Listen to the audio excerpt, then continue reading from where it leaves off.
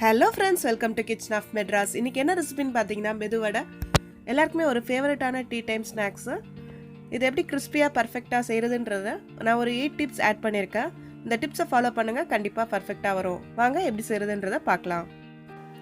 Tip 1 என்னென்னா, உளுந்தை ஊற வைக்கும் போதே ஃப்ரிட்ஜில் வச்சுருங்க. 3 மணி நேரம் ஃப்ரிட்ஜில் ஊறட்டும். நான் 1 கப் உளுந்து எடுத்துக்கிட்டேன். எதுக்கு ஃப்ரிட்ஜில் வைக்கிறோன்னா, மிக்ஸி ஜாரில் ஆட்டும் போது ஓவராக ஹீட் ஆகாமல் இருக்கும்.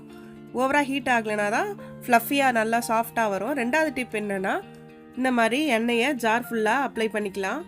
எதுக்கு அந்த மாதிரி அப்ளை பண்ணுறோன்னா, க்ளீன் பண்ணுறதுக்கு கொஞ்சம் ஈஸியாக இருக்கும். இந்த மாதிரி ஃபுல்லாக அப்ளை பண்ணி விட்டுக்கோங்க. இப்போது உளுந்தை போட்டு அரைச்சிடலாம். அரைக்கும்போது பார்த்தீங்கன்னா 2 ஸ்பூன் அந்த ஊற வச்ச தண்ணி இருக்குது பார்த்தீங்களா, ஃப்ரிட்ஜில் அந்த ஃப்ரிட்ஜ் தண்ணி ஜில்லுன்னு இருக்கும். அந்த தண்ணியை வந்து 2 ஸ்பூனாக போட்டு நீங்கள் அரைச்சிக்கோங்க. நான் மொத்தம் 6 ஸ்பூன் தான் தண்ணி எடுத்துக்கிட்டேன் இதை அரைக்கிறதுக்கு. பாருங்கள், இந்த மாதிரி அரைச்சி எடுத்துகிட்டு வந்துட்டேன். அரைச்சி எடுத்துகிட்டு வந்தோடனே இந்த மாதிரி கலரை விட்டுக்கோங்க. கரண்டி வச்சோ ஸ்பூன் வச்சு இந்த மாதிரி கலரை விட்டுட்டு, அந்த தண்ணியை ஃப்ரிட்ஜில் இருந்த தண்ணி ஜில் தண்ணியை வந்து இந்த மாதிரி 2 ஸ்பூனாக விட்டு நான் 3 வாட்டியாக அரைச்செடுத்தேன். மொத்தம் 6 ஸ்பூன் எனக்கு தேவைப்பட்டுச்சு அரைச்செடுக்கிறதுக்கு.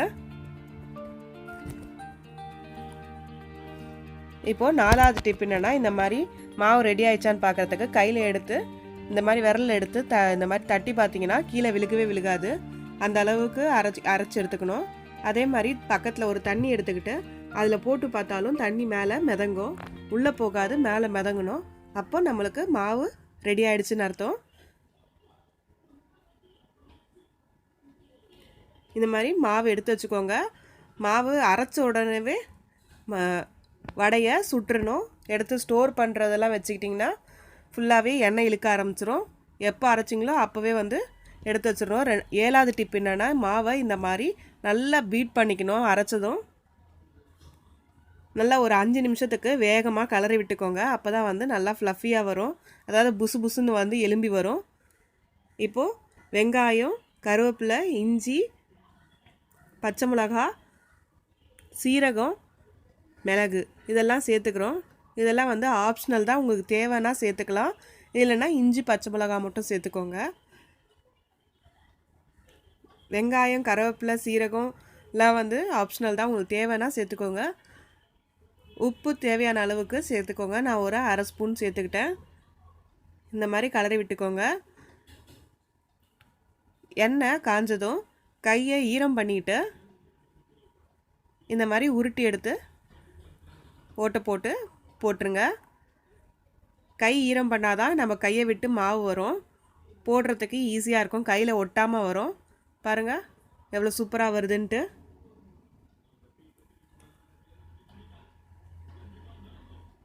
பாருங்கள், எண்ணெயை ஒவ்வொரு வாட்டியுமே நீங்கள் வடை எடுக்கும்போது மாவு எடுக்கும்போதும் கையை நனைச்சிட்டு அதை எடுத்து போடுங்க.